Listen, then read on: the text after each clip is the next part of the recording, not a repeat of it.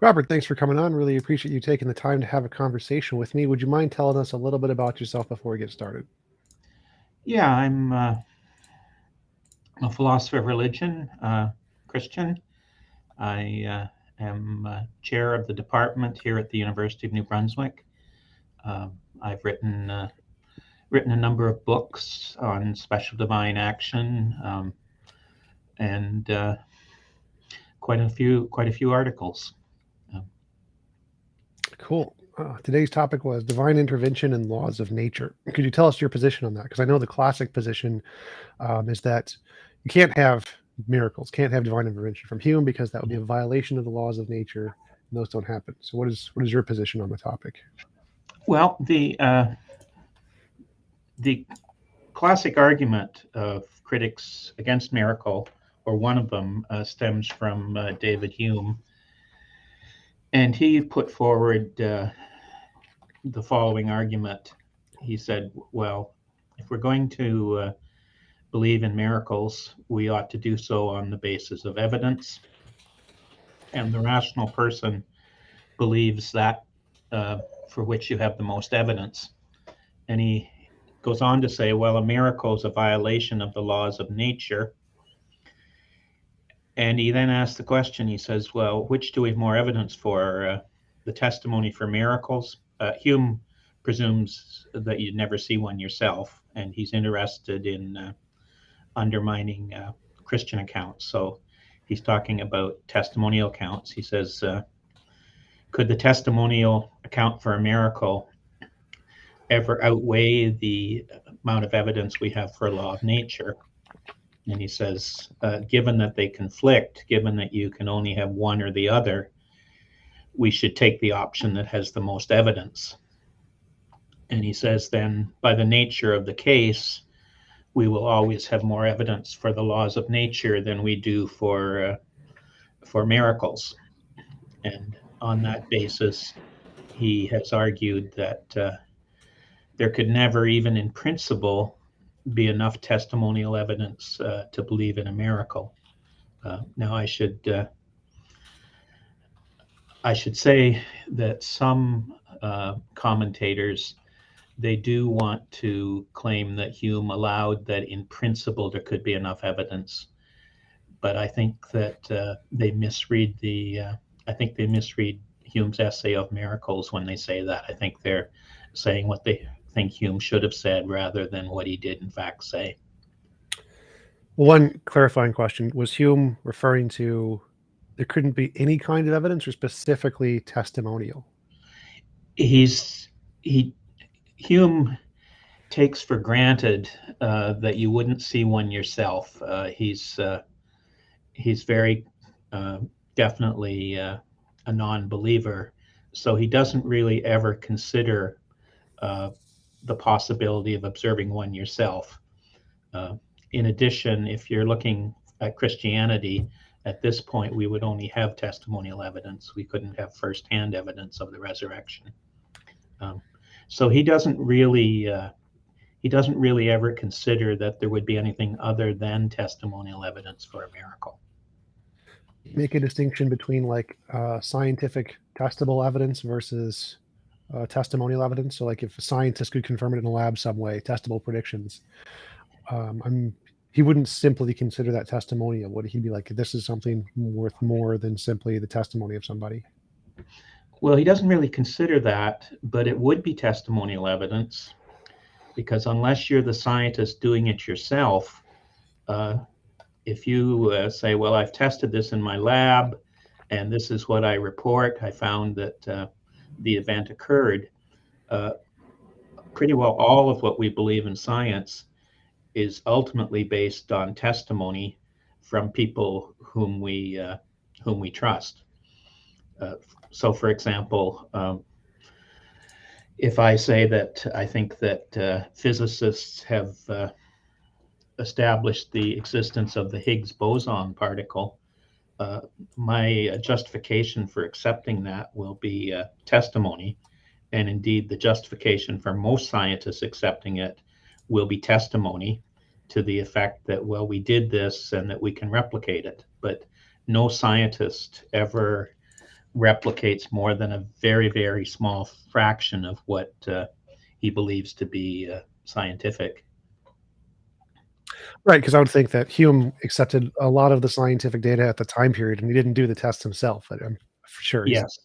Yeah. So I believe in my eyes, I see that as different than testimonial evidence, even though it's coming from the words of a scientist or whatever, that it is literally a testimony, because the quality of evidence is something that is put through the scientific method, which has a peer review process of many people testing it out and verifying it to be able to falsify a claim. So if testimony was false, you'd expect contravening testimonies of the other scientists as opposed to confirmatory ones.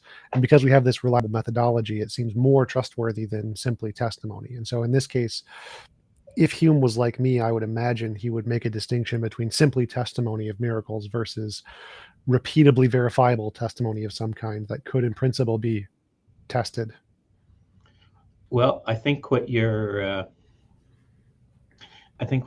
getting at is when we have testimony from people we consider reliable, and when it's testimony from more than one person, from a group of people, we trust it more. But I would argue it's still testimony. Well, my question is more from Hume's perspective. Would Hume still consider it the same as the kind of testimony he's talking about? Because I would say probably not. I think that the kind of testimony he's talking about is more like historical testimony or something, like just someone wrote down they had some experience, as opposed to someone giving a concise methodology of how to verify this experience from any perspective in the world, kind of a thing. I would think Hume would consider these different, which is why he would be skeptical of miracle claims, but not skeptical of archaeology or something. Well, I think you're maybe getting at what's known as the demarcation problem. We can talk of historical science and operational science or normal science. Archaeology is a historical science. You can't, when you identify something as an arrowhead from a certain culture, you can't go into the laboratory and perform you can't go in and repeat, because you're talking about a historical artifact.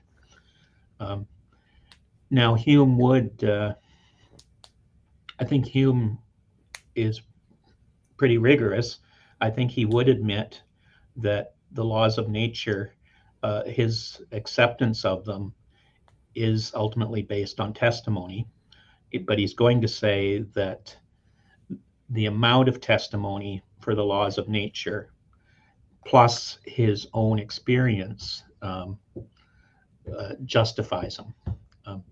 But you asked what my position was, and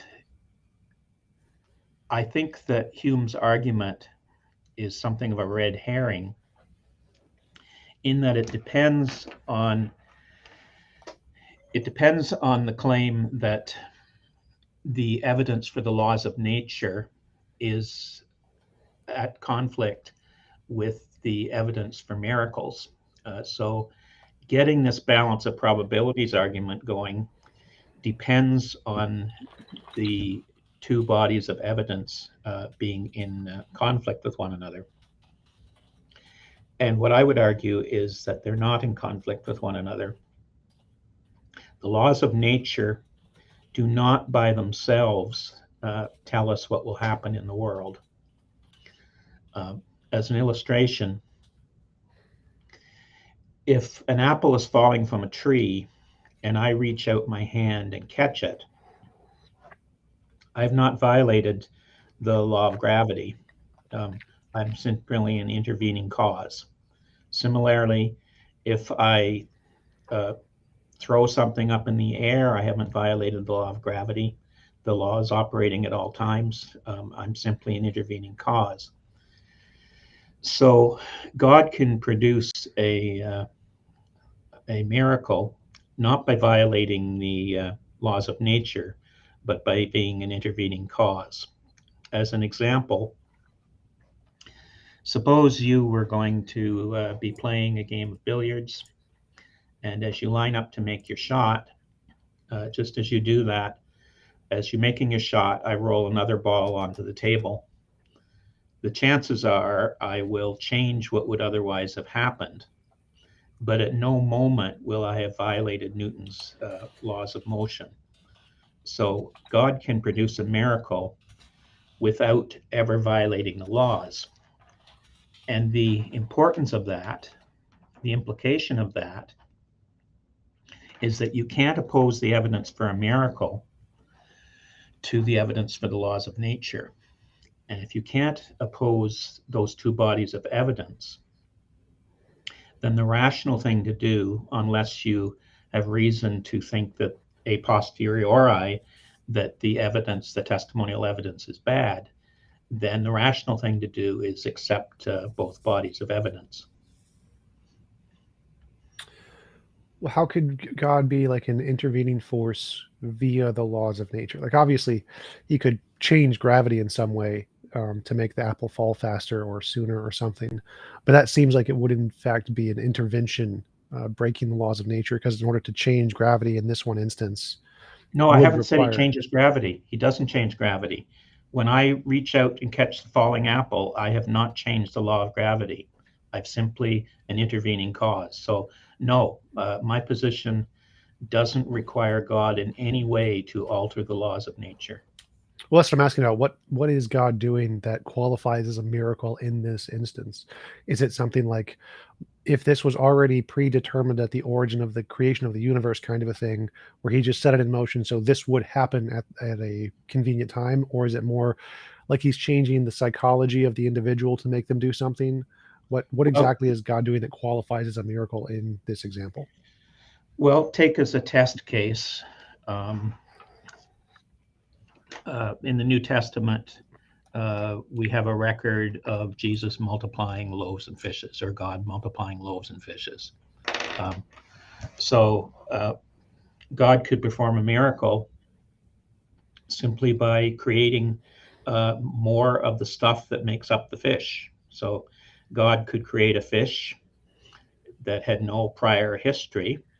Going forward, it would obey all the laws of nature. It would go stale, it would break down, but its origin would not be the same way a fish usually arrives in the world. But going forward, it's going to obey all the laws of nature. Well, wouldn't the creation of a fish potentially be a violation of physics there? Or are you saying he did something like quantum mechanics where random things pop into existence out of nothing kind of stuff? Nope, I'm not making reference to quantum mechanics. Perhaps what you're thinking is that maybe the scenario that I suggest would violate the principle of the conservation of energy, the first law of thermodynamics. Potentially. I mean, I guess if you had enough energy in the area, like using sunlight or something, you could do that. Well, no, I'm saying ex nihilo, that ex nihilo. God, ex nihilo, God can, according to theism, at the moment of creation, God created matter out of nothing. The suggestion I'm making that miracles would be little acts of creation. So God could create more matter. And when we talk of laws of nature as explaining things, they only explain things in conjunction with a set of initial conditions and on the assumption that there's no intervening cause. So God, by altering the conditions to which the laws apply, can bring about an event that violates no laws of nature, yet is something that nature would not produce on its own. Because I think Hume would interpret that as a violation of the laws of nature, in that the laws of nature are going in some direction, and God essentially creates a bubble where the laws of nature as they were going are no longer going. So if God creates a new fish or something, the laws of nature which were governing the air particles, the water particles, the gravitational particles of that location would now have to be affected by this new thing which was not there prior, which seems like it would be a violation of the laws of physics. Well, no. What law of physics have I violated? When I reach out and catch that apple, I The have not law violated of a the law of physics. uniformity, so If uniformity of God, nature. if God creates an apple on a tree, what law of nature has he violated? I think you'll find the only plausible candidate will be the principle of the conservation of energy. Well, why not like uniformity of nature or something along those lines? Where, because if we think gravity is affecting the Earth because it has a mass of X, and then you say +1 to the mass by adding a fish or something, you've now changed the gravitational force. That would be essentially no different than literally just increasing the gravitational force with a little dial in God's hands or whatever, which would be a violation of the laws of physics. And so, why would adding in new mass, which would increase the gravitational effect of this location, be any different than literally just increasing the gravitational force in that location by switching a dial? I wouldn't see the difference there. You haven't changed the law of gravity. The law of gravity will still be the inverse square law. What you've done is you've provided more of the material to which the law of gravity applies. But you haven't changed the law of gravity. The law of gravity will still be that the force is consistent with the inverse square law. But wouldn't that violate lots of the laws of physics? Because it seems like It doesn't violate any of them. It may arguably violate the principle of the conservation of energy if you understand that principle as saying energy can neither be created nor destroyed. Yeah. And the second law, entropy, things always move to disorder rather than order. The second law is the law of entropy. That would be. Because if you're generating like a fish or something in the location, you would need some kind of external energy source in order that is expending a greater amount of energy than it takes to composite the fish or something. Because otherwise, you're generating something from no prior loss of energy, which would then be a violation of the second law because it's not going from order to disorder. It's just going order pops out of nothing. Well, let's get to the second law after we deal with the first law. The second law, the first law is sometimes interpreted as energy can neither be created nor destroyed. And alternatively, it's expressed as in an isolated system, the amount of energy remains constant. Okay. Now, just before I go there, you said an alternative energy source. Energy would not be transferred from anywhere if God creates energy. It would simply be created. Okay, so it's not like there'd have to be some pool of energy in some other worldly place that we transfer some over. Okay. Now, as regards those two interpretations of the first law, historically, people have confused them and thought they are logically equivalent. In fact, they're not. The claim that energy can neither be created nor destroyed would a priori rule out theism. In fact, it would a priori rule out Big Bang cosmology. I wouldn't see. I don't follow that part because if energy can neither be created nor destroyed, and the universe is made of energy, then it could not have come into existence. If energy can neither be created nor destroyed, it can't come into existence. But we know that the universe has come into existence. Well, I think most typical theories in physics say that it's a fluctuation of a previously existing something, quantum field, string theory, multiverse, whatever. So it didn't come into existence ex nihilo. The energy was already there. It's just displacement or something. But I don't think you're correct there, Tom. The Big Bang theory is usually taken to mean that space, time, energy, and matter have an absolute beginning. Ours, not all. So like if you go to The most recent poll I know of is a snapshot of foundational attitudes towards quantum mechanics by Schlosshauser. I think that's how you pronounce his name. And there's a questionnaire about what origin of the Big Bang and what's the consensus view of the origin of the Big Bang. It's like 40% multiverse or many worlds, and then like 10% string theory or something. None of them say Big Bang, like the origin of literally everything as the Big Bang is like 0%. Like nobody thinks We're that. going to have to agree to disagree on that, because I can give you all sorts of references, and I think the majority opinion is, in fact, that the universe had an absolute beginning. Well, I think by that they mean our universe, not literally all natural stuff. Well, it's off our topic, but if you're going to start to talk about the multiverse, one, we have no empirical evidence for it, and two, people like Robin Collins have argued that you would have to have a multiverse generator, which would be finely tuned to talk about a multiverse. So you would know the Borde-Villican theory. Guth-Lincoln, yeah. That any expanding universe has an absolute beginning, and that's pretty well accepted. Here it is. Well, no, like there's actually, I have a video I can show it to you if you want, of Lincoln and Guth specifically saying that the Borde-Guth-Lincoln theorem shows nothing other than the fact the expansion had a beginning. It doesn't say anything about the universe itself. What it says, what the theorem says, is any expanding universe has an absolute beginning. Well, no, that's the false thing. So I have video of Guth and Lincoln, which I'm happy to pull up and show you, of them specifically saying that is incorrect. What it does say is that the expansion had a beginning. I can give you a quote from Villican too, so maybe we'll have to agree to disagree, but I have a quote from him saying it's any of this. Well, I literally have him on video for a interview specifically on this topic of being used in the context of the Kalam cosmological, where he was specifically asked, is what the theists say in this context the correct application? And he says no, and I'll try and find it. Well, he doesn't like the Kalam argument, but he certainly agrees that any universe that is expanding has an absolute beginning.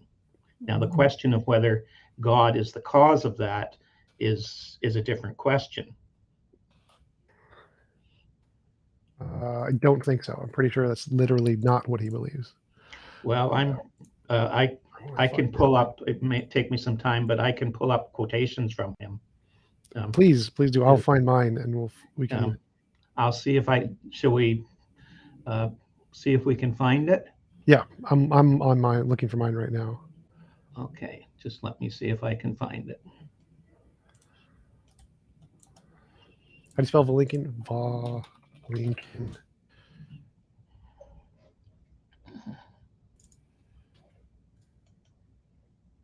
F-E.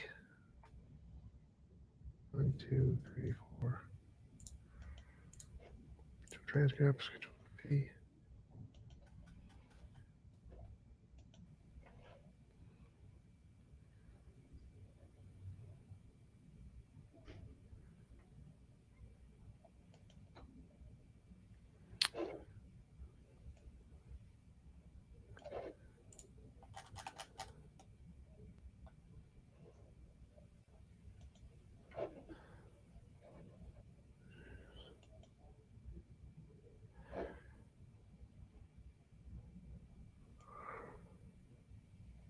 There it is.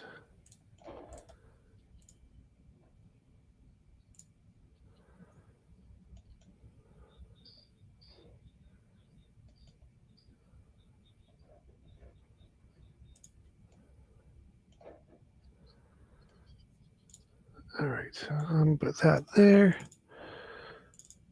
Put this here. And share screen.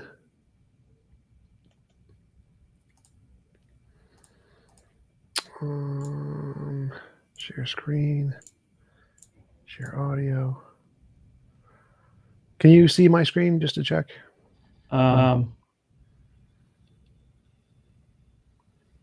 Picture of a YouTube face, redhead. I'm not sure if I can. I'll look at yours and then I'll come back to my screen. Oh, okay. As long as you can hear it, that's fine. Just let me know if you can hear it. abandoning its belief in the applicability of the Penrose-Hawking theorem, Kalam advocates switched to a newer theorem known as the Borda-Guth and Vilenkin theorem. Can you hear that? Can the chat? Can you guys hear that? Yep. Okay, cool. Or BGV. This theorem was developed because the period of rapid expansion, known as inflation, that's believed to have taken place in the early universe, violates one of the assumptions of the Penrose-Hawking theorem, that gravity is always attractive. Inflation is also thought to be eternal into the future, creating an infinite multiverse. In 2003, Arvind Borde, Alan Guth, and Alexander Vilenkin were able to prove that any universe, which is on average in a state of cosmic expansion throughout its history, cannot be infinite in the past, but must have a past space-time boundary. What makes their proof so powerful is that it holds regardless of the physical description of the very early universe. So in fact, the Borde-Guth-Vilenkin theorem does imply an absolute beginning of the universe. I was working with Arvind Borde and Alex Vilenkin to understand what we can learn about how inflation might have started and how far back it could have gone. And in particular, once we realized that inflation could be eternal into the future, it seemed like a very natural question to ask. Could inflation have also been eternal into the past? And what we found was that inflation could not be eternal into the past. What we basically managed to achieve was proving a theorem which says that any expanding region of space-time that has some minimum expansion rate can only go back so far, and not infinitely far. So that means that inflation must have had a beginning. It doesn't really say that the universe must have had a beginning, but it says that the universe could not have been expanding forever up until the present time. So we interviewed Abhay Ashtekar, and in their model they have a bouncing universe, and they said, well, that means the universe could be eternal in the past, and that theorem doesn't prevent that. Is that right? Yeah, that is right. The theorem proves that inflation must have a beginning, right? The universe as a whole, the theorem doesn't say that. It says that the expansion of the universe must have a beginning, right? So, but it opens the door somewhat for alternatives. As we've So that was both Guth and Vilenkin specifically saying it does not say the universe has a beginning. It's just the inflation. Okay, let me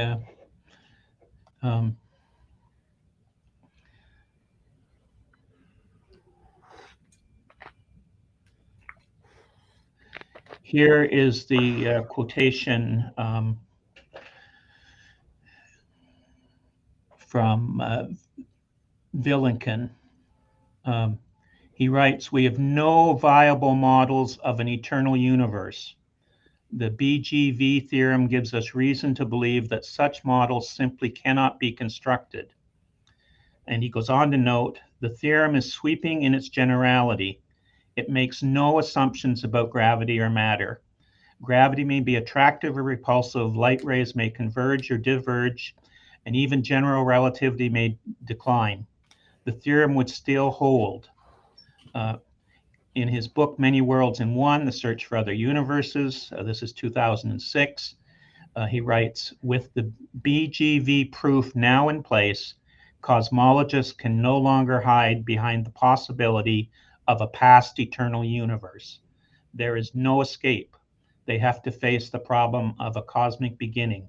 And that's found on page 176. Well, I believe by that he means the models. The models don't. I agree the models don't work. We don't have any models that actually work. But when it talks about... So there are no models there are no cosmological models that work without a beginning of the universe?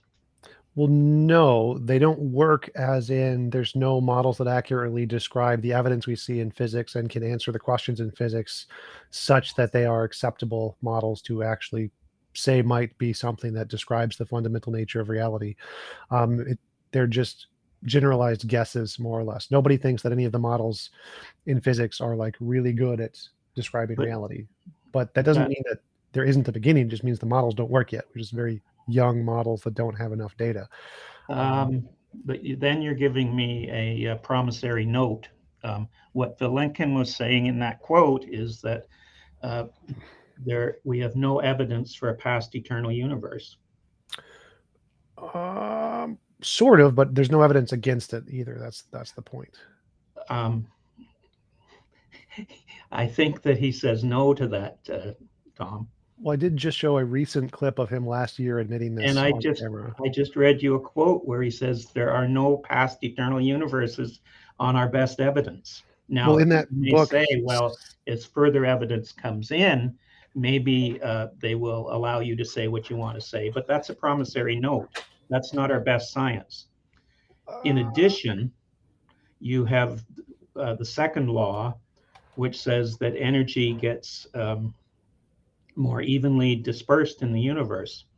If you had an infinitely old universe, you would have a universe that was presumably at all the same temperature. It isn't, which says it hasn't had long enough for the second law to run its course. So I mean, we're getting off the topic of divine intervention, but you know, I'm happy to go head to head with you on the scientific evidence there. Yeah, I would love to get Vilenkin here to confirm which position he says, because I'd be willing to bet a significant portion of money I'm right on this, since I've emailed him and specifically asked him about this. But yes, and I'm giving you a quote from Vilenkin, and I can give you all sorts of quotes from other astrophysicists who are saying that the Big Bang is best interpreted as an absolute beginning to the universe. So neither one of us is an expert in the area. So I guess we're going to have to go with dueling experts. Sure, but I'd say that from my research, the consensus leans in my direction and the BGV leans in my direction, and I'd bet money on it. And guess what I would say? Yeah. From my research, the consensus goes in my direction. So I don't know that we're going to solve this in 5 minutes today, but I'm happy to give references. Sure. Yeah. So back to the topic of God's intervention and which laws of physics it violates. If God does, say, generate a fish from nothing at any particular point in space, it seems to create a bubble in that it affects the laws of physics differently. The laws of physics are now in a different trajectory than they were previously. But I can affect the laws of physics the same way by human agency without violating the laws. Well, I would consider that a violation. I think Hume would probably also consider that a violation. I don't think there is such a thing. I don't think there's what any laws free will. violated? Well, if you were able to manipulate the laws of physics and change their trajectory in some way. I'm not manipulating the laws. I'm changing the conditions to which they apply. Right. So like if you're, and you we have do to that use, constantly. Like when we build a building, we change the conditions to which the laws of nature apply, but we don't say that we violated the laws of nature. Right. So if you use one law to interfere with another, you're not violating any laws. But I'm not using one law to interfere with another. Well, that's why I would disagree. I'd say that all human actions are using one law, just electromagnetic or the. So you want to say that it's true by definition that mind-body dualism is false?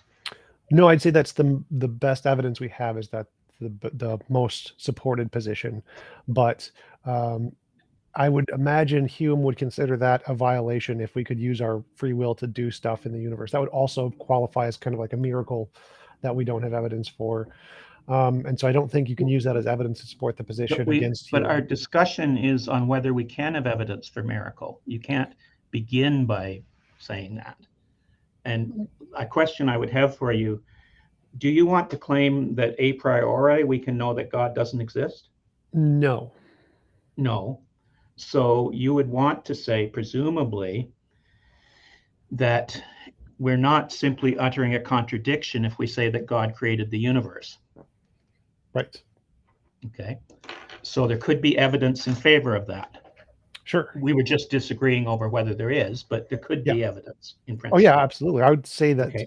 Yeah. Like, give an example. I would say that if you could give a novel testable prediction, that would count as evidence. If God were to create the universe, the space-time nexus that we have, would he have violated any law? Yes, I think he would have literally What pooped them law? out of nothingness. What? But it Say wouldn't be the out of nothingness. If God creates ex nihilo, he makes something other than himself. right. So are you saying that's logically impossible? No, I think that'd be a violation of the laws of physics, though, because there aren't any laws of physics that There can do aren't that. any laws of, what are the laws of physics before there's a universe? There aren't any. Well, there it is. So God wouldn't be violating any laws of nature in creating a universe. Well, I think by violating a law of nature here, it means doing something the laws of nature can't do. But that is that's a definition of a law that I don't think any you'll find in any physics book.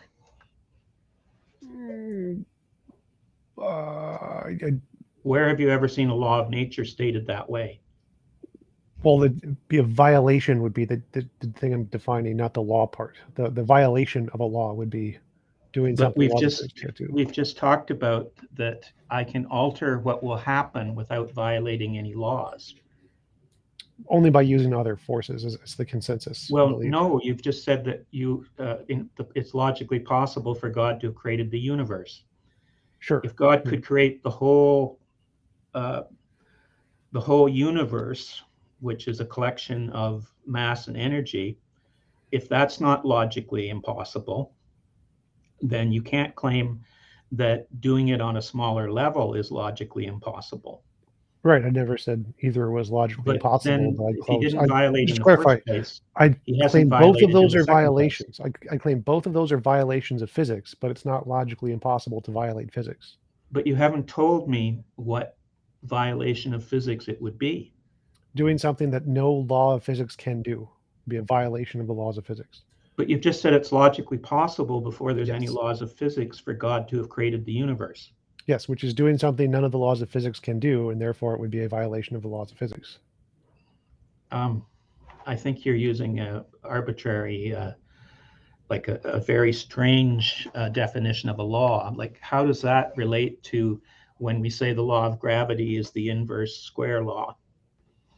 Well, I'm Like- defining violation here. I'm not defining law. I'm just using the classical definition of law, but I'm defining what a violation would be. A violation of a law of physics. Just use the classical definitions of laws of But I physics. haven't violated anything if I cause, like, the laws by themselves don't tell us anything about what will happen in the world.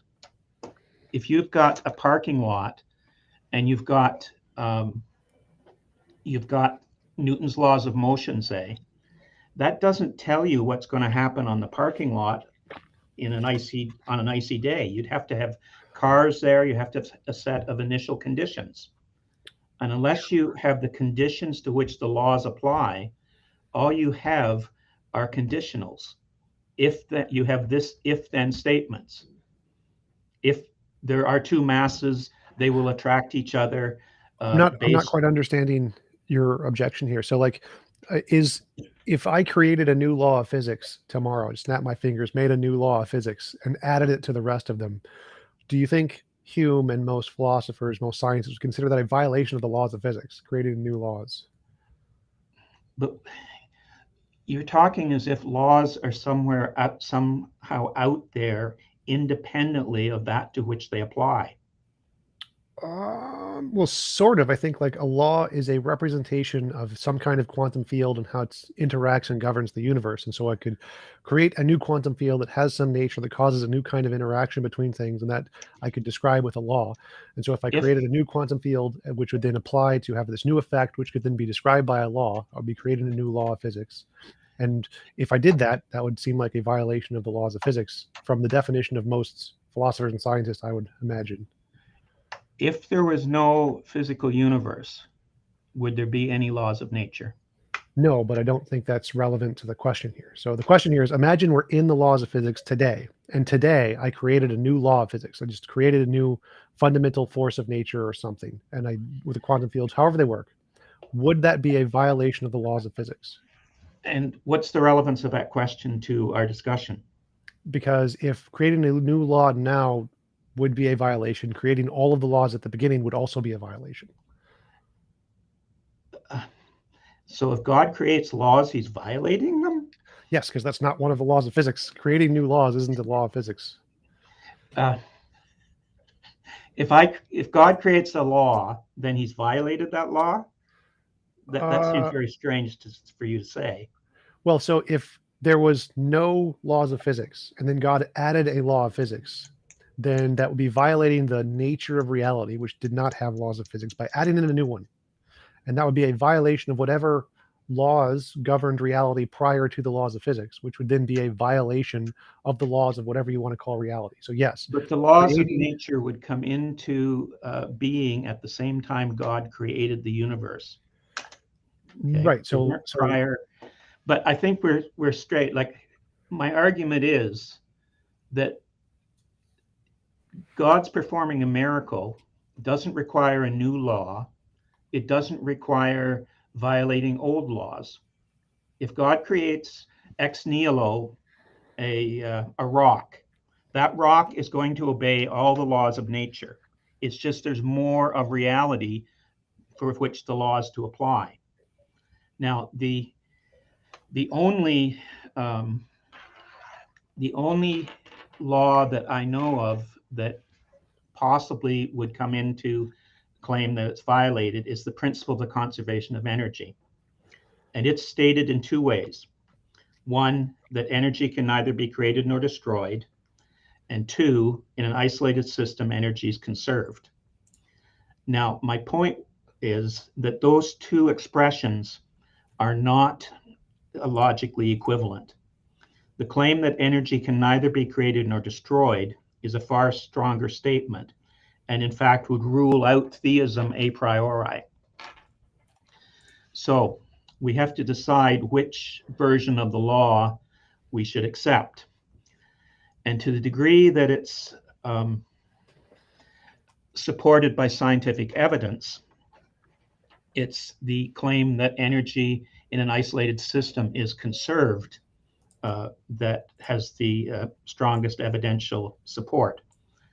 All that any experiment can show you, or series of experiments, is that in a specific instance, energy is conserved. Now, you might want to ask, or you might want to claim, well, to claim that energy can neither be created nor destroyed is to give a deep structural understanding of the fact that we find in experiments that energy is conserved to the degree that the system is isolated. But that's not going to work very well. One, and we've just had this argument, so maybe we'll agree to disagree on it, but our best cosmology suggests that the universe had an absolute beginning. But two, the only evidence you would have for the claim that energy can neither be created nor destroyed is that you've never observed it being created or destroyed. But precisely if you observe a miracle, you would have evidence for energy being created or destroyed. So to claim that to claim the first law as an objection, to claim that energy can neither be created nor destroyed as an objection to miracle, is akin to saying, well, there are no mice in the house. And I say, why? And you say, well, there's no evidence of mice. And then I say, but I found some mice scat. And then you say, well, we've already established there couldn't be any mice in the house. And I say, why? And you say, there's no evidence for them. And I say, but look, here's evidence for them. And you say, no, there couldn't be evidence for them because we've already established that. So the scientific form of the principle of the conservation of energy is that to the degree that a system is causally isolated, energy will be conserved. Now, the believer in miracle doesn't deny that form of the principle. What the believer in miracle denies is that the system is causally isolated. So what the believer in miracle is saying, yes, I can agree that energy will be conserved in an isolated system, but I don't agree that the universe is in fact causally isolated from the possibility of divine intervention. So if we have events that seem to involve the addition of mass or energy, they would be evidence that there is divine intervention. So you can't use the law understood as energy can neither be created nor destroyed as a reason to reject that, because our only reason for accepting that energy can neither be created nor destroyed is that we've never observed it. Now, arguably, our best science leads back to it was, if we accept what I'm saying about the Big Bang Theory, but in any event, it can't be used to rule out a priori discussions of, reports of what looked like a miracle. So if I granted your argument that the Big Bang was in fact evidence of some violation of the laws of physics. No, I'm not. You're not granting my. That's not my claim. Well, so by my definition, if the laws of physics were created, that would be a violation. So by my definition, that would be a violation. But you don't have to accept that. But I'm just using my terminology here. So if I granted that was the case, then I would be say, fine, that could definitely be evidence of miracles, and so you could no longer use the laws of physics to rule out miracles. So if you're correct that the beginning of the universe is evidence of somehow a change of physics, or then, energy or evidence that energy was created and well, that would be a change in physics because I'm granting the first definition of the conservation of energy. Energy can't be created or destroyed. So if we have evidence that energy was created, like at the Big Bang, then that would be a violation of the first law of physics by my definition, because it says no, it can't. it would not, because the first law says in an isolated system. And what the theist is denying is that you have an isolated system.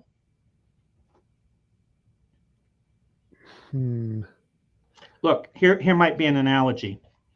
If I have a box and I put in $20 in the box, and then I leave the box in a room, and I say, look, if this box has no outside intervention, the $20 will be there when I come back. Okay. I come back and the $20 isn't there. I don't say I was wrong in asserting that if the box is an isolated system, the $20 will still be there. Rather, I'm saying there was an outside cause intervened. Okay. But my statement that if the box is an isolated system, the $20 will still be there is entirely correct in either case. What I'm denying is that the universe is a causally isolated system. I'm quite happy. I'm taking the system here of universe plus God. So if you have universe and God, yes, or just God is the system, and then God creates the universe. No, God is not the system. The theist is going to say that the universe is a distinct entity, different from God. Well, no, I grant that. So there's multiple variables in a system. So system here is just all the different variables we're looking at. So if we look at all of the variables of reality, say at the beginning of the Big Bang, there's God and the universe. Prior to that, there was just God. And then God created the universe. So he created energy. And if he didn't create it out of himself, like a battery, then he created it out of nothing. Well, right? he made something. So he didn't have to have something to make it, but he didn't take some nothing and make something out of it. Well, he's creating energy from nothing, right? Is that no? Because I don't think he's like taking a part of himself and just forming it into the universe. He's making energy from nothing. So that would be a violation of the first law, wouldn't it? No, there was no energy prior to God making it. Right. So if that happened, that would be a violation of the first law. It'd be the first law is wrong. No, the first law in any kind of scientific justification is that our observation is that in a causally isolated system, energy is conserved. It doesn't say anything about reality before there was energy. What it says is when you have energy, if it's in a system that is causally isolated, that energy will be conserved. That says nothing about whether something external to the system could bring energy into the system or create energy. Well, so system here means anything, literally anything equals system. So God Well, equals no, system. God is not a physical object that's part of the system. Well, this doesn't say anything about physical objects. Energy in this context is simply defined as ability to change, to make change of any kind. And so God is a system, and God's ability to create the universe is energy of some kind. He has the ability to make change. And so No, that's going to make God energy, which no theist is going to accept. Right, but we have no evidence of anything but energy. There's no evidence of a non-energy thing. So that Well, seems like no, you're begging the question there. what? You're begging the question there. We would have to have a discussion on all sorts of issues. If mind-body dualism is true, Consensus then says there would be no. something other. If theism is true, like you can't expect me just to give you that the only thing we have any evidence of is energy. Well, in physics, the only evidence of if anything we have is energy. But physics only studies what is physical. Because that's all it has to study. It has nothing. Like if there was Right, another but force, that doesn't suggest that there are not other realities to which you would have to have a different approach. And right? But so if our best science, if indeed our best science does point to an absolute beginning of the universe, that suggests that physics is in some sense incomplete. right. So I would agree with that. But that seems like if physics is incomplete, that's a violation of physics. So I would be happy to admit No, that. it's not. It's not a violation. It simply says it's incomplete. Like the fact that biology is incomplete doesn't mean that it's somehow a violation of something.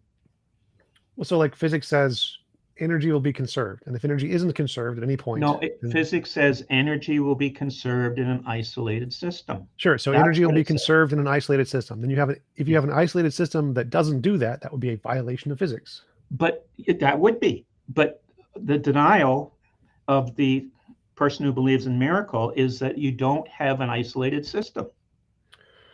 Well, an isolated system here would mean all of reality. Everything that exists is an isolated system. Includes God, Well, no, includes everything. that you can't put God as a system. Like God is not just another piece of the universe.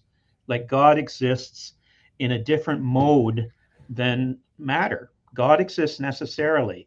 The theist will say other things exist contingently.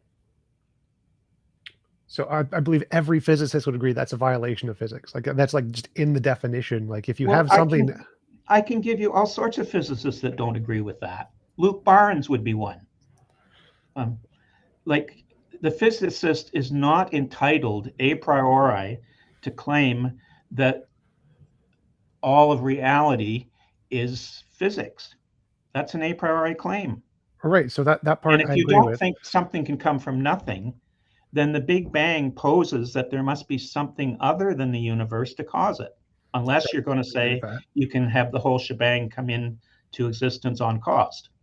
Right. I believe that's why the consensus is that the universe came from a multiverse or many worlds or a string theory. But then you're into the problem that we had the discussion with Vilenkin.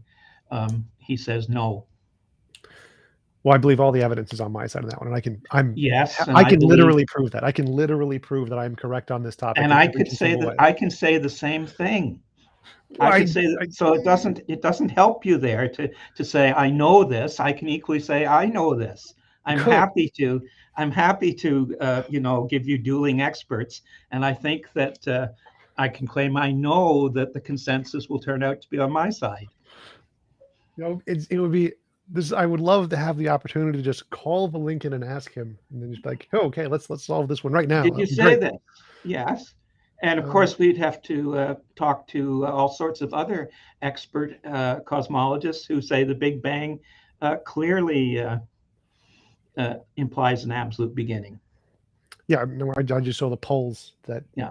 Do you know the book that William Lane Craig, and I'm not sure whether it was Quentin Smith, somebody else did, but it was Theism and Big Bang Cosmology. And in that, it's older now. It was Oxford University Press. In that book, I think it's Quentin Smith, but I could be wrong on that. But he says, look, non-theist philosophers, atheist philosophers want to say, well, maybe you could have a universe before that somehow it was always existing. And he says that's simply not an option. And as an atheist, he feels it's necessary on the basis of analogy with quantum mechanics to say you can have a totally uncaused event. And that's his defense of how we escape the Kalam argument. But note that as a professional philosopher of science, he finds it necessary to go that route rather than to say we can have a past eternal universe. Right, I agree. Like that's a very well established conclusion based on quantum mechanics that randomness is a fundamental force in physics, based on the no-go theorem. So I agree that's a rational interpretation based on evidence. I don't think it's well, it's his option. Now then you're saying that you can get something out of nothing if you take that option. Right. That's why I was mentioning quantum mechanics earlier. Like if you're invoking quantum mechanics to get a fish, I'm like, yeah, that would not be a violation of physics. I agree on that one. Well, no, I'm not, but I'm invoking God as a cause. Right. And if you think you can get a fish that way, why are you ruling out getting God that way? God getting a fish that way. Oh, I'm not. That's why I said at the beginning, if you're saying that God created a fish using the already existing laws of quantum mechanics, then that part I could potentially accept as a non-violation of the laws of physics. No, but it's he doesn't need to fiddle with the laws at all. Well, that's the part I'm thinking that would probably be by Hume's definition of violation. I'm pretty like I wish we could ask him, but I think Hume would be like, yeah, that's a violation. That is literally what I mean by a violation. I think if we could ask Hume, it might embarrass your position. It'd be a fun experiment. Resurrect Hume. Can you but like it's create pretty a God, well, resurrect it's pretty Hume? well known in the literature, and here I do speak with expertise rather than relying on anybody else, is that it's Hume did not have a well-developed account of what a law of nature is. So Hume gives us no criteria by which to distinguish between a regularity and a law. So, for example, Hume says it's a law of nature that dead men don't come back. Well, you won't find that law in any textbook. Right. And suppose you had a case where someone was clinically dead, and we perform CDR. We perform an operation, and the person comes back. We wouldn't say a law of nature had been violated. Right. We would talk about an intervening cause. I would agree there, but I'm not seeing, like, I would say that the general regularities. Suppose instead of the human intervening and bringing back the dead person, God intervenes and brings back the dead person. Equally, no law of nature needs to be violated. Well, if I don't violate a law of nature in bringing about something that nature would not otherwise produce, then clearly God need not. Well, this is why I brought up the example of like, if I could create a new law of physics, would that be a violation? I'd say yes, unless I was already using other laws of physics to do this, then me simply creating a new law of physics would be a violation. Laws of nature don't do anything in the sense of they're standing over and making something happen.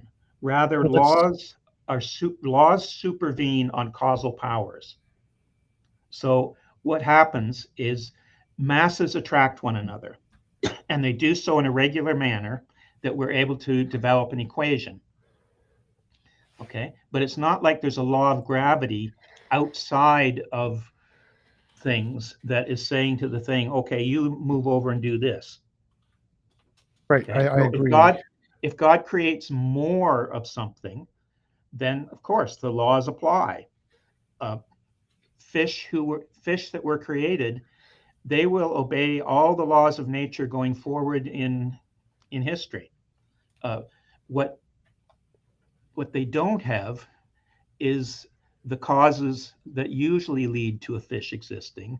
They have a different cause of their existing. So I understand a law. When anyone says a law, they mean a pattern in the nature of a quantum field. So it is a literal physical thing. Anytime anybody says law of physics, it is a physical thing, which is a pattern in a quantum field. So it's literally an existing thing. So if I was going to create a law of physics, that means I created a quantum field with a pattern. and that would be the creation of a law. So I obviously don't think laws are platonic objects or something, or some kind of abstract ideals. I think every law is a physical pattern in a quantum field. And so if I created a new law, that would be creating a new quantum field or new pattern in the quantum field that interacted in the world and did something. So suppose we create a further quantum field. Yeah. Are we going to have new laws of nature? No, we'll have the laws that govern quantum fields. No, because what governs quantum fields are their nature. And so depending on how you define its nature, if God would be creates a a quantum field that has the same nature as another quantum field, that quantum field is going to behave in the same way. Right. Okay, so if God creates a fish ex nihilo, that fish is going to behave in the same way as other fish. It will just have a different immediate origin than usual fish. Okay, God Right, would that part doesn't. God would simply be doing on a small scale what he did on a large scale in the creation of the world. But again, both of those, by any definition of pretty much everybody I know, is that's a violation. So I would say if you're going to create a law of physics, that is a violation of physics. But you haven't explained why it is. Because I think that a violation of physics is doing anything the known laws of physics cannot do. But so the laws of physics that laws have been of physics by themselves don't do anything. Well, that's, I'm saying they do. I'm saying they 100% they describe how matter behaves. No, I'm saying the laws of physics are quantum fields. They literally do things. All of the laws. When anytime anyone says law, it is literally doing something. What quantum fields do things. Right. Quantum fields do things. Yes. So if God makes another quantum field, it will do the things that quantum fields do. But he won't have violated the laws of quantum fields. Nothing in how quantum fields behave tells us that we couldn't have another quantum field of a similar nature. Nothing in how matter behaves says we could not have more matter. That is what takes us back to this first principle that, I've given you the argument for. Right. So I'm trying to translate. Maybe a question that will help us here is, why is violation then a big deal to you, if that's how you're understanding violation? Why is violation a big deal to me? So it's not a big violation is a loaded term. Okay, to violate something is to harm it. So when you say, you give me your understanding of what a violation is, it doesn't seem to me. It seems to me be riding on some idea that a violation is a bad thing. But given how you understand violation, why would we be worried? Well, I don't consider violations a bad thing. I just consider them an unlikely thing. So but we have lots of unlikely things that happen. Sure, I'm not. It's unlikely that the Earth will be hit by an asteroid, but that doesn't make it a violation of a law. Right. So I would say that the probability of a violation of a law is so low that to think that happened is a bad conclusion. So I would agree with Hume in this case, that if we consider the possibility of a violation of the laws versus the possibility of someone had a delusion, the delusion is always going to be a better explanation here. Well, now we're back to Hume, and this is what I will. No, I don't think so, because one, you're confusing two things concerning probability. An event which is improbable in terms of prediction need not be improbable in terms of somebody noting that it indeed occurred. So, for example, winning the lottery, the probability of being able to predict that is pretty low, but we don't require much evidence to be persuaded that somebody in fact did win the lottery. I agree. So, your winning the lottery is really, really improbable. But unfortunately, if somebody gives me testimony that you in fact did win the lottery, I don't require a huge amount of testimony to believe that that happened. Right. So I would agree, but I would say the analogy is more, if there is some phenomenon, you have testimony, someone said, I won the lottery. Is it more likely that that is a figment of someone's imagination, that they lied? Or is it more likely true that I won the lottery? And I'd say it's more likely that it's a figment. Most people. So under no circumstances, if you tell me you won the lottery, I should believe you? Well, I'd say there are circumstances, but it would be more than just testimony.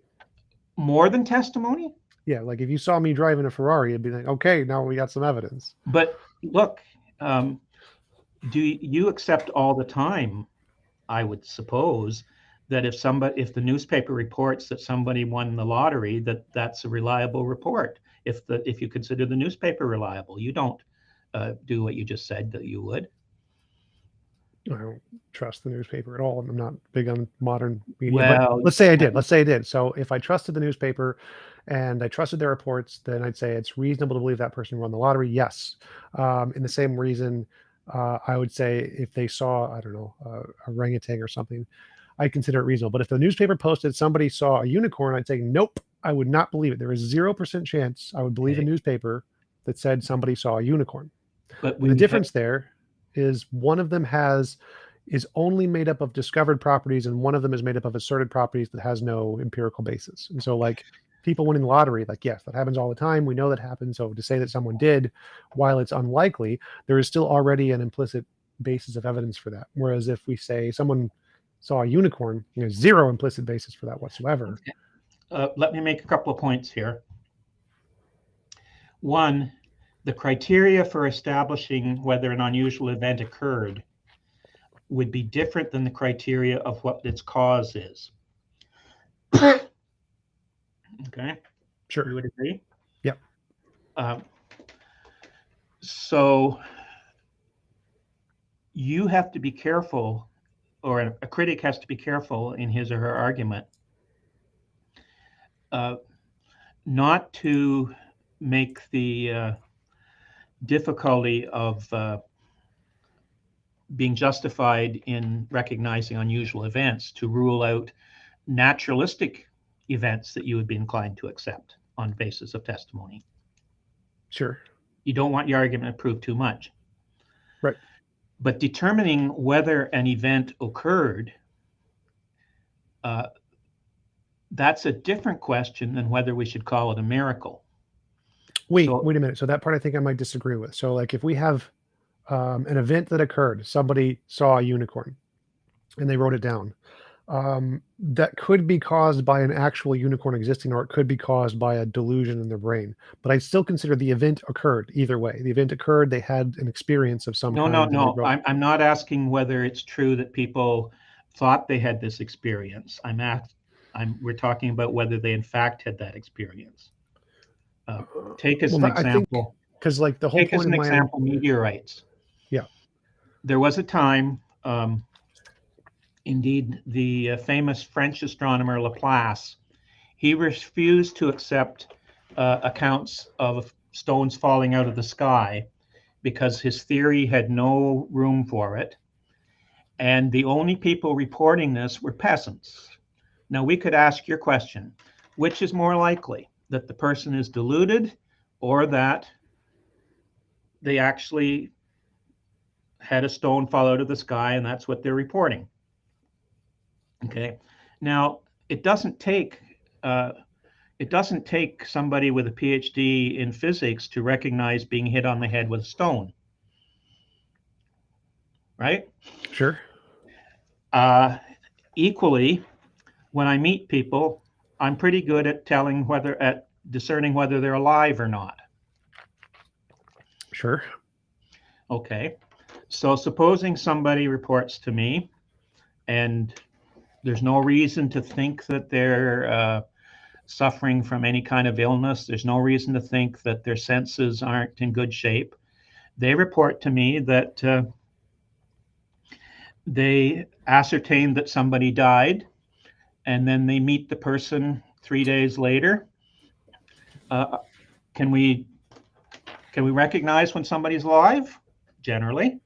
Yeah. Can we recognize when somebody's dead? We can be pretty reliable about that.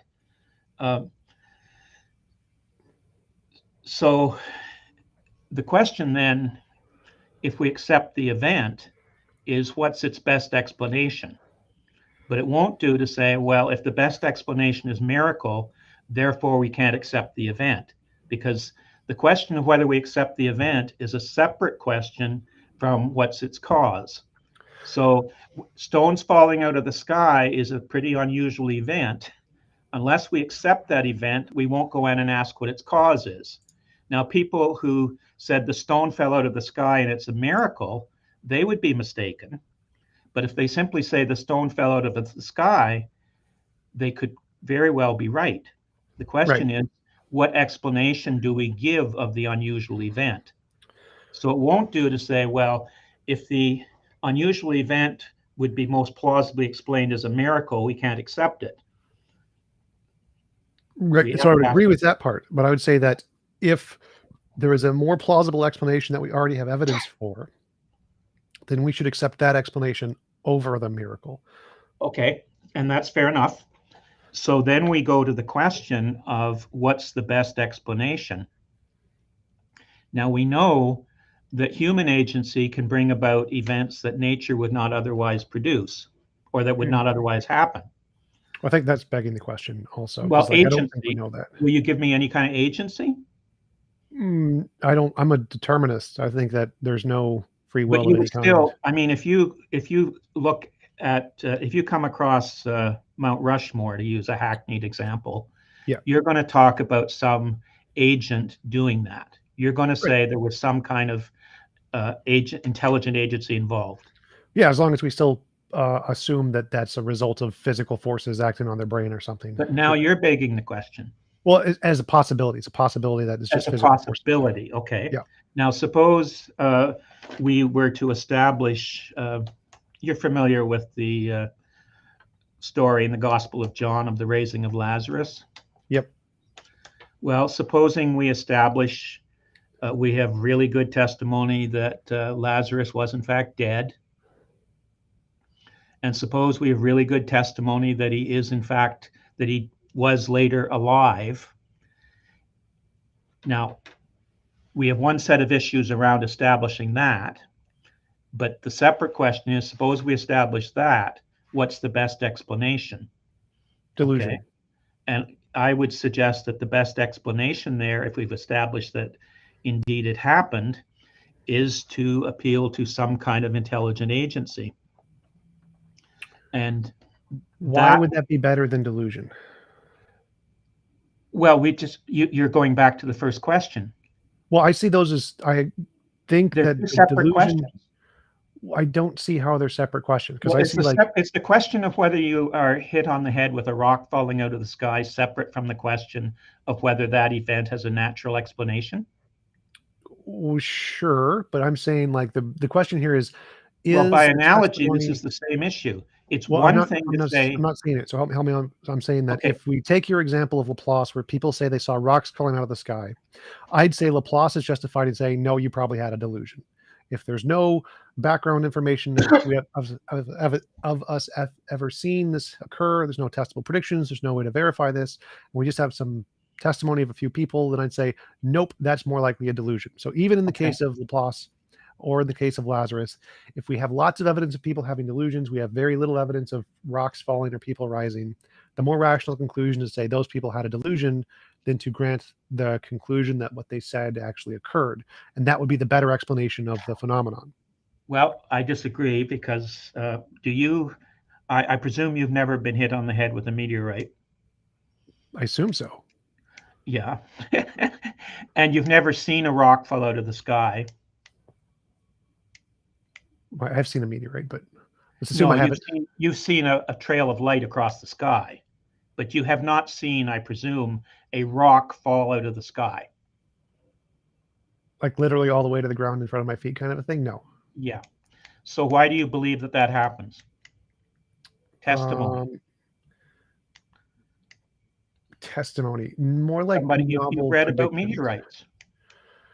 You've had people testify to you that this is indeed what they've experienced. And you presume them to be honest. You presume them not to be deluded, Because I could run your same argument. I could say, well, you know, those scientists, they were just credulous. Sure. But I'd say I don't care about the testimony at all. I don't care about anything anybody says. All I care about is, does it make But then novel you're going to testable limit, predictions? and this was a problem that plagued Hume, and he never satisfactorily got around it. That then you're limiting what you can believe to your own private experience. Well, no, because I'm saying that novel testable predictions, if you can successfully predict things we don't know yet and get it right, if anybody can do that, But that's you're evidence. believing that's done based on testimony. You believe in meteorites based on the testimony of others. Well, no, so the testimony here is irrelevant. It's superfluous. They No, make a it isn't. testable How did you prediction. come to believe in meteorites? Right. So I can listen to someone's testimony that they made a testable prediction. But But then if you're they made it, believing them that they made a testable that prediction. part's irrelevant. The part that counts as evidence is, did they actually successfully make a testable prediction, yes or no? Now, whether I accept that on insufficient evidence doesn't matter. I don't care. What matters, what is the evidence? The only thing that counts as the evidence is, did they successfully make a novel testable prediction? And I can do this myself and say, if a meteorite happens, there's going to be a loud sound and if it hits the ground, it's going to cause a loud crater or whatever. And I can test that and go to the locations that have this and see if it occurs. So I can make novel testable predictions. But what I count as evidence is not ever the testimony. I don't care about what anything says. But then you're going to be in trouble. Then you're going to be in trouble on historical science. Like, you're back to the demarcation problem, because there are things that you would presumably accept as scientific, and you would probably accept as, and that you would accept as being probably true, but they're not empirically testable. Like what? So for mine, historical claims, I accept that for are those. For example, we have hypotheses about what caused the great die-off of the dinosaurs. Yep. Now, you can't come back and, you know, do a real life huge meteor striking the earth, killing off all the dinosaurs, and yet you accept that as being scientific. You may even accept it as being probably true. And you would be able to give reasons, but those reasons would be based on somebody saying, look, we've done this. Well, I'd say that we have evidence of meteorites existing in reality. We have evidence of volcanoes existing in reality. So either of those are potential explanations of the dinosaurs die-off. Magical unicorns, magical leprechauns, don't have evidence of those, so those are not plausible explanations. But have I said anything about magical unicorns or leprechauns? No. I'm addressing your demarcation problem. So the demarcation here that I'm saying is, what makes a plausible explanation versus an implausible explanation is discovered properties versus asserted properties. So discovered properties are things that have been able to successfully make novel testable predictions, whether or not I know it. And asserted properties are things that have not been able to successfully make novel testable predictions, whether or not I know it. And so in this context, volcanoes and meteorites have successfully made novel testable predictions and all kinds of things in science. Whether or not I know it is irrelevant. And so those are good, plausible explanations of why the dinosaurs died. Whereas, but if you don't know it, on what basis are you saying that it's been done? Well, again, testimony.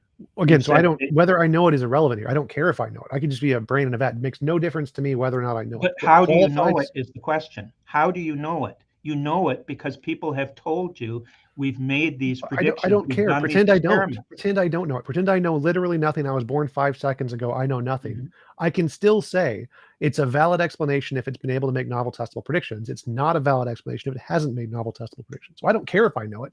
All I need to say is, here is a demarcation of a good standard of evidence versus a bad standard of evidence. And the good standard of evidence is the ability to successfully predict the future. And a bad standard of evidence is not able to do that. And whether you do that via testimony or not, I don't care. It doesn't matter the means that you do this. I don't care. But so you're going to insist that prediction equals explanation? Be evidence. Prediction would be evidence. Okay. But suppose suppose there's an instance where you can't predict what I will do, but nevertheless there's a report that I did something. Are you going to say, well, that's not an explanation, the fact that I couldn't predict, but I later give a reason to you why I did it? I'm not following. Like, My ability Do to you know Richard Swinburne's distinction between personal explanation and law explanation? not very well, no. Okay. We will often give an explanation of something we did that does not, that it was not predictable, but nevertheless it's accepted as an explanation of what we did. Like the John Lennox bake the cake, why did you bake the cake analogy? I'm not sure I know Lennox, but that, yeah, I think it's in that line of argument.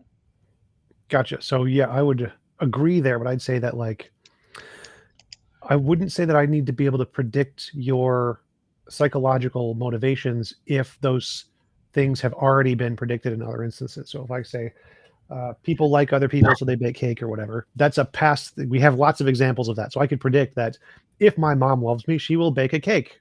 I wake up on my birthday, oh, there's a cake. That's a confirmatory, testable prediction that my mom loves me or something. And so I say you can make those kinds of testable predictions. Once you do, motivations like that are now an acceptable. But what if it's this way? What if it's you're sure your mom loves you, but you know there's lots of things you like besides cake. Knowing that your mom loves you doesn't automatically enable you to predict that she's going to make you a cake. Sure, I wouldn't. That wouldn't make a difference to me. I'm saying that if a theist says, look, God is of a certain nature, we would predict that on occasion he does certain things, intervene in nature. That would be a prediction. Sure. And we would say, look, the fact that we have events for which there's no plausible naturalistic explanation and fit with what we take to be God's character, wouldn't that be as good as what we do in other areas? Sure, I would agree there, but I would claim that is in fact the case. Well, I would disagree with that no plausible natural explanation part. That part, I think we have for every one of them. We have a plausible natural explanation. It was a delusion. But there, you have to then give me reasons why that is not ad hoc, because we have pretty good science as to when people are under delusion. We have criteria for distinguishing between when somebody's under delusion or not. So, you know, what it will not do is to say, well, anytime somebody reports something that I can't get my mind around happening or can't provide a plausible natural explanation for, therefore it didn't exist, and they say it must have been a delusion, you're a priori ruling out non-natural explanations. Well, I don't think that's a priori. That would be a posteriori. So if I have prior evidence of delusions in this case and no evidence of it occurring. But what if you don't have prior evidence of delusion? What if that would be... So that would be an interesting... What you just said to me earlier was that you would insist the person was deluded, even if you don't have any independent evidence for them being deluded. Well, that part I'm getting lost on, because I think we have tons of evidence of human brains being deluded. What evidence did Laplace have for people being in it? You said you would agree with Laplace. Yes. What evidence did he have that these peasants were in fact deluded? I would imagine, I don't know much about Laplace, but I would imagine he has lots of examples of people being deluded. And I think he'd have a higher proportion of delusion among peasants. And so he would probably be rational to conclude that peasants were delusional at a higher rate and said lots of things of this kind that were false. Peasants are as capable of noting a rock falling out of the sky as a university professor. Sure, but they're also more capable of noting false things than a university professor. Well, false explanations, but I don't think they're automatically more at risk of being mistaken about a rock falling out of the sky than a university professor would be. I think they would be, yes. So, like, to give an example, there's a because they're credulous? Credulous? I think just ignorant. I think ignorant would be a better term here. So, for example, what does it take to recognize a stone falling out of the sky? Not very much. To recognize it wasn't a delusion would take more.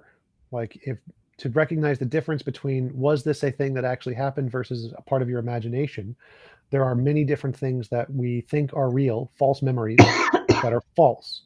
And as a university professor, you'd be more inclined to understand that that is a possibility and how to filter out that possibility than a peasant.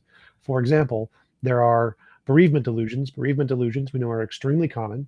They happen to about 60% of old people who have a dead loved one. They see, hear, can touch their dead loved one after they die. A university professor who knows what a bereavement delusion is isn't going to say, I literally saw my raised dead loved one. They're going to say, I probably had a bereavement delusion.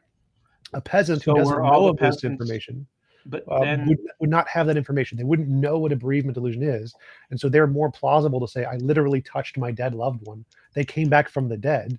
And so I would be rational to be more credulous of the claim of the peasant because they don't have the information of the different kinds of mental delusions that humans have to be able to filter those out as a possibility. Therefore, in the same case of the seeing the rocks fall from the sky, because the peasants don't have the background knowledge to differentiate biases and delusions that are innate in human brains, they would be less qualified to assess whether the event that they saw was a real event versus something they had a delusion and just didn't know what the delusion was. well, going back to whether the event occurred and what's the best explanation, we have events of what you might call spontaneous healing, where we know the event occurred and we can believe it on the basis of testimony. Okay, so Yep. Then that brings us back to the question of what is the best explanation. And it won't do there to say, well, everybody that has seen this person and says, you know, they're healed of a condition, they were instantaneously healed of a condition. It won't do to dismiss all their testimony as the basis that they're deluded. So then the question will go to the second issue of what's the best explanation. Okay. Yep, I agree. Okay. So at least in principle, testimony can establish highly, highly unusual events. Sure. Okay, so then the question is, what's the best explanation of those events? Well, actually, wait, I would probably say that testimony would give us a reason to investigate. And then if we could investigate and find empirical data, then we would believe the event occurred rather than simply, I don't think the testimony is enough there. So like if But do there's a you, miraculous healing, for but do example, you, like cancer well, or wait, something. I haven't called it a miraculous healing yet. I've only Well, I called think it those a happen. healing. I think the healings like spontaneous remission, I think those happen. So I think those are real events. Spontaneous healings. I think those are real events. Okay, but you probably believe that on the basis of testimony, like, because look, I want these two questions separated. One, are we entitled to believe the event happened? Okay, at this point, I'm only asking, did the event happen? And I think on the basis of testimony, we can very often take ourselves to be justified in believing the event happened, even though it may not be predictable. Well, that's So I think I then the disagree with question- you. You don't agree with that, or you do? No, I wouldn't. So like in the case of spontaneous healings, are we rational to believe they happen based on testimony? I'd say nope. I'd say in order to believe they're rationally happened, we would need x-rays, we would need actual things we could see, we would need the blood samples that shows they have the antibodies or whatever.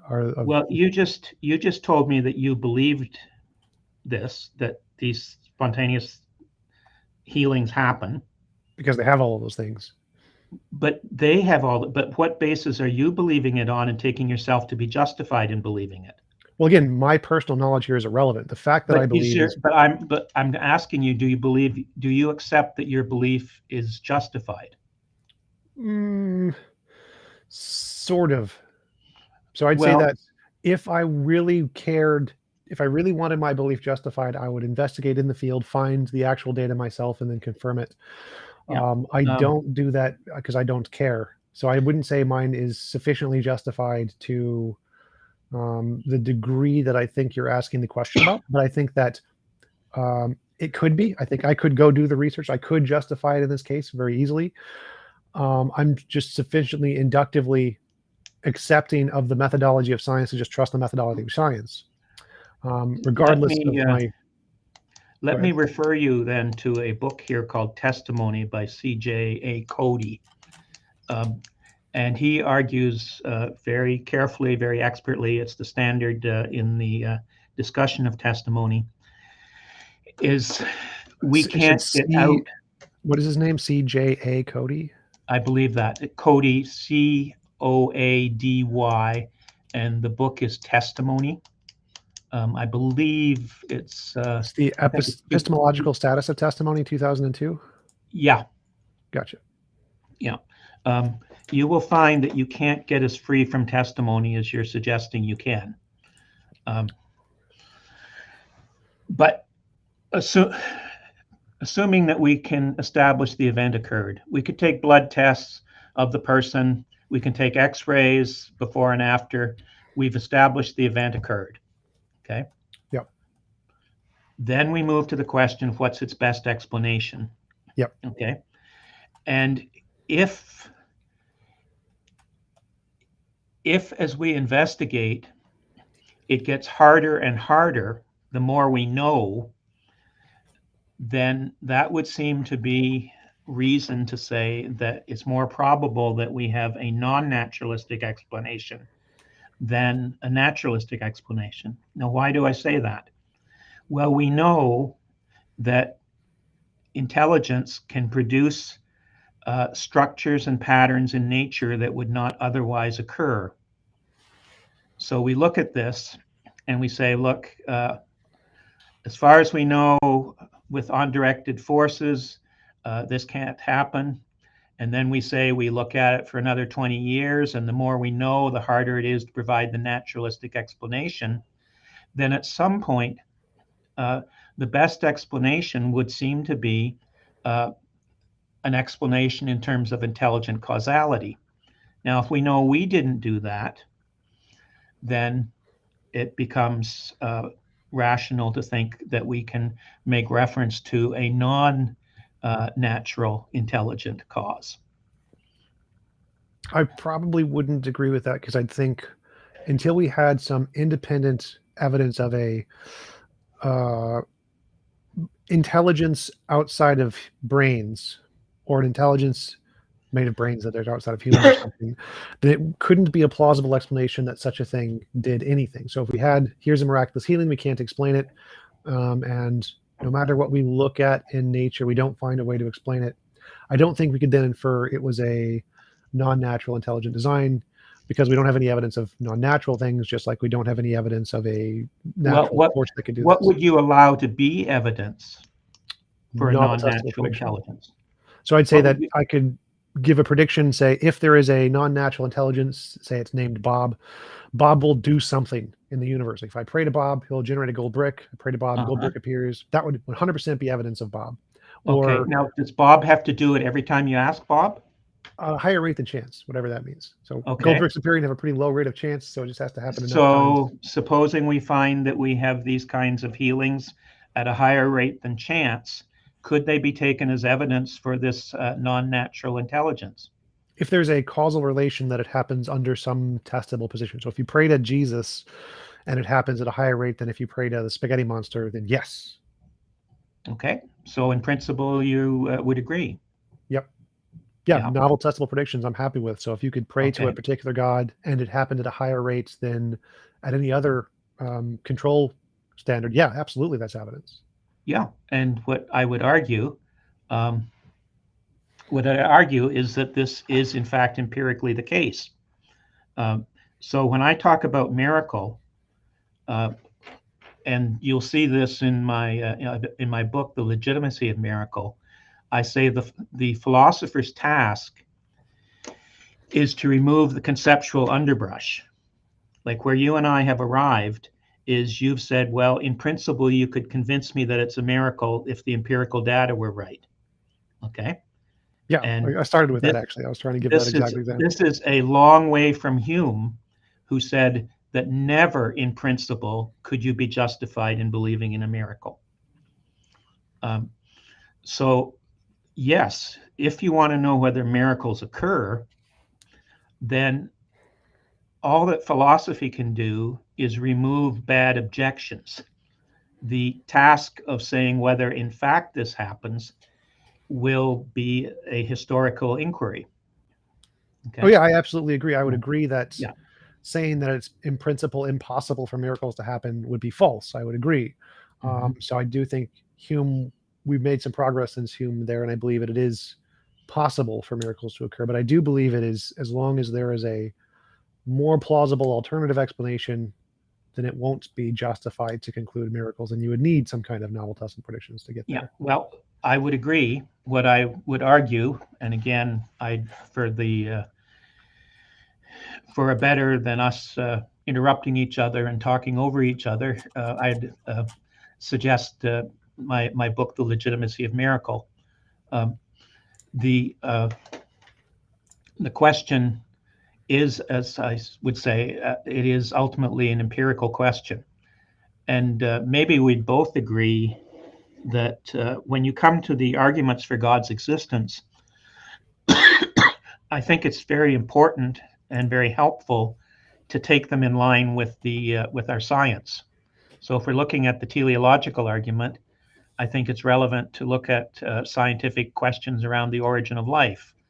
If we're looking at the Callum cosmological argument, I think it's very helpful to look at the cosmologists. So, if you're right that we could that we don't need an eternal universe, that we don't need a past beginning universe, then that undermines the Callum cosmological argument to a great degree. But it is important to give a fair inquiry into the competing explanations. Is it like, if we begin by saying, well, it's always the case that a naturalistic explanation has to be better than a non-natural explanation, that introduces an a priori element that is not it's not fair debate then. Oh yeah, absolutely. I would agree entirely. I'd say that you need an a posteriori basis of evidence to conclude that, but you'd never be able to do it a priori for any reason. Yeah. So you might say, I don't want to put words in your mouth, but you might say we agree largely on approach. We disagree where the results come out. Sure. Yeah. We do have some questions from the audience, if you don't mind. Sure. Ricky DePere asks, ask him what year and who is quote is from versus your last year direct quote. I think he's asking about the Valinkin thing. When was the quote in the book from the Valinkin one, and when was the quote from my video? Which one is more new, I think? Well, if you're right, I think your quote is more new, but I'm not sure that did you actually show Valinkin, or did you show colleagues of his? I showed Valinkin himself and Guth himself. Okay, but did you show Valinkin saying? Yes, there's a picture of him on the screen. Like, if you go back to the video at the timestamp, you'll actually see Valinkin himself speaking in his voice and Guth himself speaking in his voice. Yeah. I'm happy to send you the link to the quotation that I gave. Cool. Can the questioner get that from you? Sure, but he was asking what year it was. Do you just have the year that it was published, like a 2002 book or something? Just a minute till I see whether I can get back to it quickly.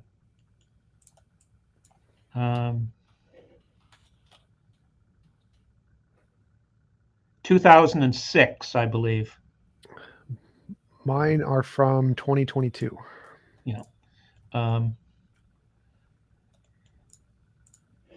I would caution your listener, though, that does not. I have a link here I'll send to you on his article where he did October 2015 inference. It's an article, and I would hope that you would agree that we would have to take him in the context of what he most says.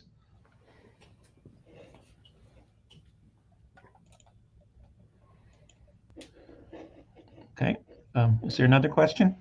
Yep. Blow Me Up asks, How many gods are possible? If one is possible, what would make that god special if there's more than one? What I would argue here is that if you want to get a coherent metaphysics, polytheism isn't going to work very well. And indeed, pretty well all polytheistic religions posit something more fundamental than the gods. Gotcha. Goblin Lord asks, why do you think he can have an explanation if we only have an account of an observation? We may not have enough info. Well, we may have lots more than one observation, but routinely we develop hypotheses to explain our observations. And technically, science is always in the danger of affirming the consequent. We take hypotheses to explain observations, but if there's more than one hypothesis that explains the observation, how do we decide between hypotheses? And you and I have precisely been going at that this morning. You may grant that a certain event happened, say a spontaneous healing. You're going to want to say, well, my hypothesis better explains it than your hypothesis. So what science typically does is it employs what's known as abduction, inference to the best explanation. So typically for large-scale hypotheses such as naturalism or theism, we will need to develop a cumulative case argument from all sorts of different areas. Gotcha. Goblin Lord also asks, it sounds like you are stating because we accept something did happen, we must also attribute it to the something even without sufficient info. The asserted cause, I imagine he means. No, I'm precisely denying that. That's why I want to separate the two questions of did the event happen from the question of what's its best explanation. And when we are deciding whether an event happened, I'm wanting to say that theory should not trump observation. So all too often, scientists they fall in love with a certain theory, and when something happens that doesn't fit the theory, they deny it. So the example I gave of Laplace denied that precisely because astronomy at the time had no room for meteors. So very strongly, I want to say that observation trumps theory. The fact that I would not expect something as a theist, say evil, should not prevent me from acknowledging evil. The non-theist seeing an event that it's very difficult to give a natural explanation for should not therefore deny that the event happened based on the fact that it's difficult to explain naturalistically. Gotcha. Paul D asks, why won't polytheism work? What do you mean you said that to have a coherent worldview, polytheism would not work? Well, various reasons. One, you don't have a unity, and typically you begin to ask for origin of the different gods. So, for example, in Greek polytheism, you find that Aphrodite, her origin story is the foam that collected around Zeus's, I think it's Uranus's genitals when they were thrown into the sea by Zeus. They just don't seem, polytheism doesn't fare well when it's exposed to rigorous philosophical thinking. I think he's more generally asking, why wouldn't it be possible to have multiple necessary beings essentially at the same time? Why would you need one? You've then got a problem of how those beings relate, and you typically seem to push it back to some common environment that they both inhabit. And then the question is, well, this environment seems to be more fundamental than the things that are inhabiting it. Couldn't the environment just be one of the necessary things? So there's a necessary connection between two necessary beings. And then you're going to have puzzles over what is the relationship between these different necessary beings. Now, I'm not saying that it's logically impossible. I'm saying that as you develop as you develop a comprehensive understanding of reality, it doesn't wind up being the best explanation. Gotcha. Big Bad Mama asks, most biblical scholars know that the miracles to be metaphors. Why do you insist they are literal events? I disagree that most biblical scholars view it thus. I would say, in addition to that, I don't think truth should be determined by consensus. I think it should be determined by argument. So I'd be happy to give you a list of biblical scholars who take the events recorded in, say, the Gospel of St. Luke, as they don't give the indications of metaphor. So there are ways and genres by which we recognize metaphor. The Gospels don't display that. Gotcha. Benjamin Thomas Blodgett asks, what is a falsifiable test you can perform to check your beliefs? I think that will differ for different people depending on what their background beliefs are. It's notoriously difficult to falsify large-scale theories. Let me give you an example. Some people have said that evolution as a theory would be falsified if you found the fossil of a rabbit in Precambrian strata. Well, I can guarantee you that would not work, because that would be ruled out as an outlier, as probably a fraud, delusion, etc., etc. You would need a large accumulation of evidence, and it's very difficult in advance to say what that would be. At some point, if enough discordant evidence comes in, then you move on to a different explanation. That may be happening in the area of the origin of life. The more we know, the harder it is to give a naturalistic explanation. Okay. CJ asks, how does the hypothesis of an unembodied mind predict anything about the world? If Robert needs to build a specific desires into his hypothesis, how is he not merely engaging in a just so story? I think a good atheist philosopher that you might want to look at here is Paul Draper, and he would make the point that it's, as long as your hypothesis is not entirely ad hoc, then it's legitimate. If we have some ideas about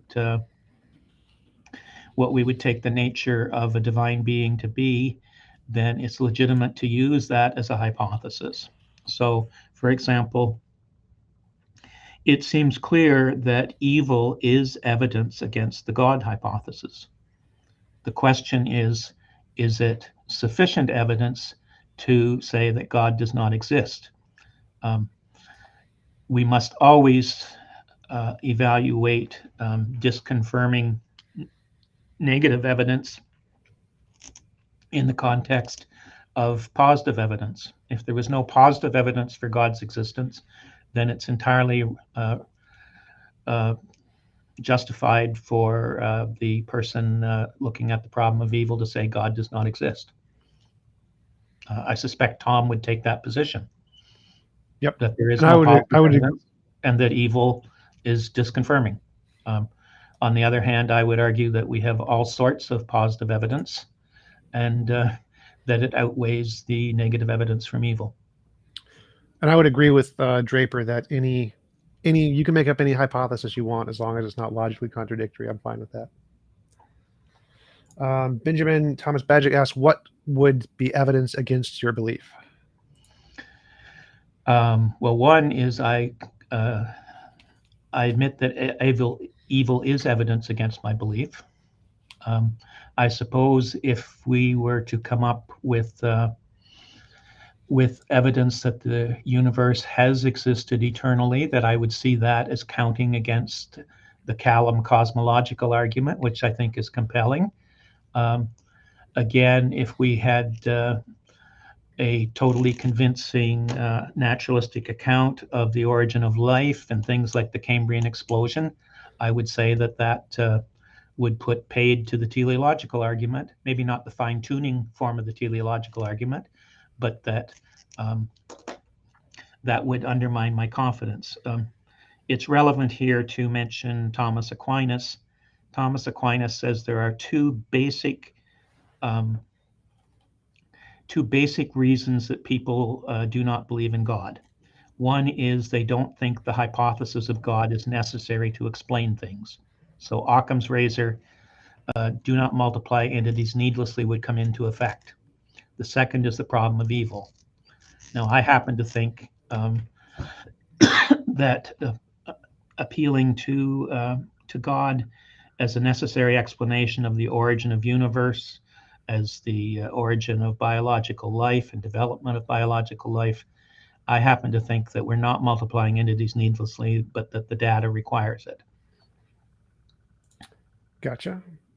I think that is it for the questions. And we had been going for about 2 hours. Really appreciate you coming on. It was a great conversation. Do you want to give any links or references where people can find out more about your work? It won't be for a month or so, but I am at the moment having a website developed, and there'll be a number of my articles there and perhaps some selections from my book. Maybe if Tom gets back in touch with me a few months from now, I can send him a link. Or cool. What is your book about? What is my book about? Yes. There's a book. Go ahead. There's a book. The book I would refer people to, I've written a number on miracle, but the book is called The Legitimacy of Miracle. I noticed John has a question. What does Larmer make of Fales' argument against divine intervention? I do have a response to Fales' book. And if people want to email me at rlarmer@unb.ca, I'm happy to provide links, or in some cases, the article. If you just think I'm an idiot, I'd appreciate if you don't contact me. If you just want to call me an idiot, but if you're looking for some of my material, or perhaps a reference to material I'd recommend, then by all means feel free to email me. Do you have a short version of what is Larmer's argument and your response to it? For miracle? Yeah. What are for Fales' argument against? Oh, Fales' argument. Fales does not. He begs the question by saying, well, we always know that energy is conserved, but that fails to acknowledge that if miracles occur, then energy is not conserved in the universe.